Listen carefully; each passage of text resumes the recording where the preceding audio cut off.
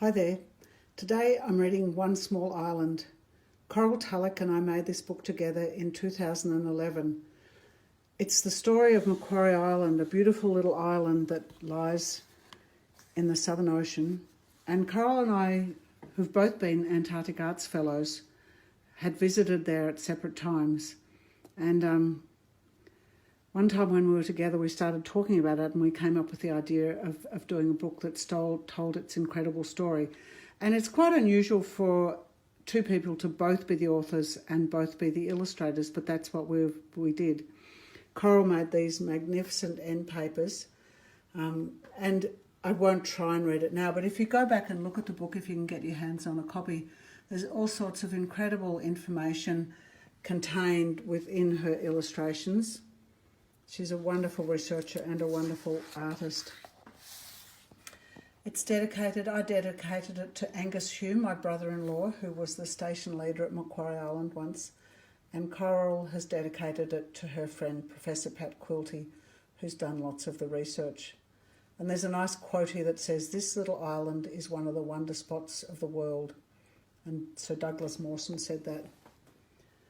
So here's the title page. The way we broke the book up is that I drew these big landscape pictures or seascape pictures, and then Coral did every second page, and it was more like a journal. So here it starts off and it says, Macquarie Island lies in the Southern Ocean between Antarctica and New Zealand. A speck of green in the vast windswept ocean, it is a haven for many creatures that live above and below the waves. And then here Coral's pages with all this incredibly detailed scientific information. The island was born millions of years ago when colossal subterranean forces pushed the seafloor upwards. Over eons, a ridge rose from the depths until finally its peak broke through the waves. Slowly, a whole section of the ocean floor was exposed to form Macquarie Island. Look at that lovely one of the fish, subantarctic fishes. For centuries, animals and plants existed in a fragile balance as the seasons came and went. Megaherbs and tussocks covered the misty hills, and jagged rocks towered over stony beaches. There were no trees, and on the wind-scarred plateau moss and lichen grew in stripes. When sealers discovered the island in 1810, it teemed with animals that were not afraid of humans.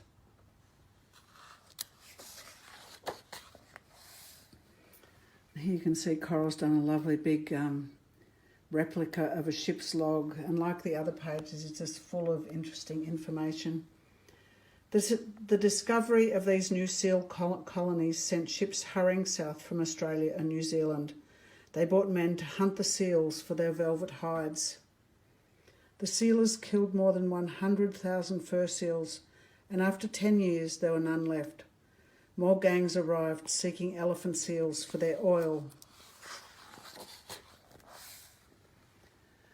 The sealers brought their own animals to the island. Mice multiplied and cats ran wild in the hills. The Macquarie Island parakeet was easy prey for them.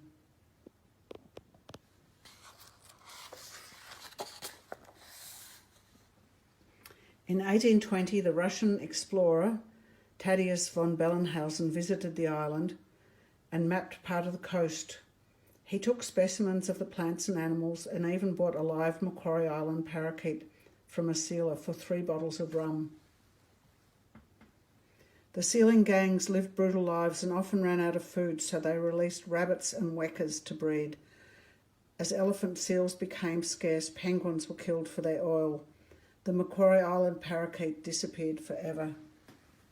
There's the introduced animals that Coral has drawn. At the start of the 20th century, the world looked south as explorers raced to Antarctica. In 1911, Douglas Mawson's Australasian Antarctic expedition stopped at Macquarie Island.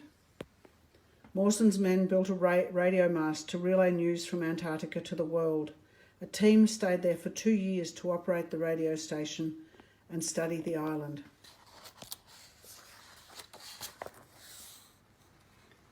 The explorers were shocked to see the cruel practices of the penguin oil industry. When they returned home, they called for the protection of the island's wildlife. By the time Douglas Mawson went back to Macquarie Island in 1930, its oil industry was finished and penguins and seals were no longer hunted. Mawson commented on how many rabbits he saw.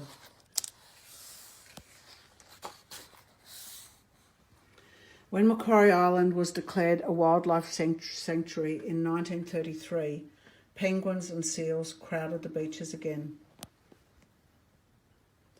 But in the hills, cats killed more birds every year, and rabbits were chewing plants to the ground. The Australian government established a scientific station on Macquarie Island in 1948.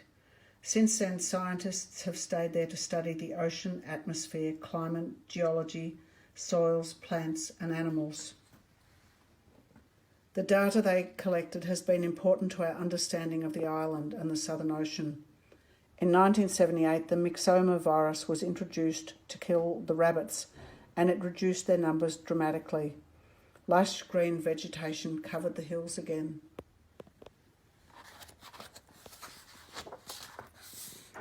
But in the years that followed, rabbits developed an immunity to the virus. Macquarie Island was under attack from cats, rabbits, wekas, rats and mice. The wilderness that had existed perfectly under the southern skies before the arrival of humans was now in real danger. Rangers and scientists worked desperately to develop programs that would get rid of the introduced plants and animals.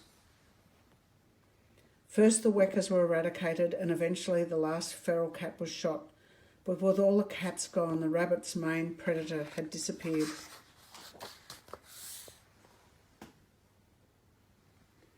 A plague of rabbits swarmed across the island, digging into the earth and destroying plants that sheltered the birds. Finally, in 2010, a major program was launched to remove the rabbits and rodents. The world watched as the battle to save Macquarie Island began. That winter, when many of the animals were away from the island, helicopters dropped poison baits from the sky. Endless days of wind and cloud limited the program, and many seabirds died when they took the bait or ate poisoned rabbits. Despite these challenges, the project will continue.